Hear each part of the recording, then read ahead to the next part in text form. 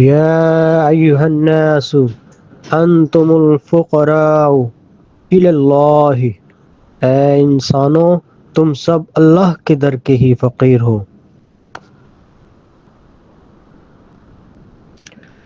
وَتِلْكَ الْأَيَّامُ نُدَاوِلُهَا بَيْنَ النَّاسِ، یہ دن، یہ زمانے کے نشیب و فراز اور ہم انہیں لوگوں کے درمیان بدلتے رہتے ہیں۔ وَكَانَ أَمْرُ اللَّهِ قَدْرًا مَقْدُورًا، اللہ کا کام ٹھیک اندازے تناسب پر مقرر کیا ہوا ہے۔ اللہ تعالیٰ نے آیت الکرسی میں فرمایا،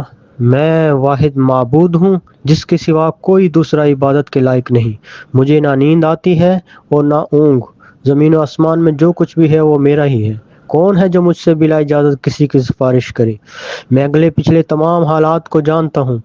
کوئی شخص علم کا اتنا ہی احاطہ کر سکتا ہے جتنا میں چاہوں،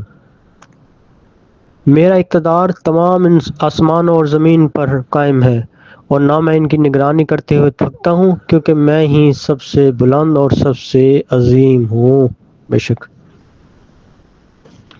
والذین اذا ذکروا بآیات ربہم لم یخروا علیہا صما وعمیانا، اور جب ان لوگوں کے آگے ان کے رب کی آیات کا ذکر کیا جاتا ہے تو وہ ان پر اندھے اور بہرے ہو کر نہیں گرتے بلکہ وہ غور و فکر کرتے ہیں۔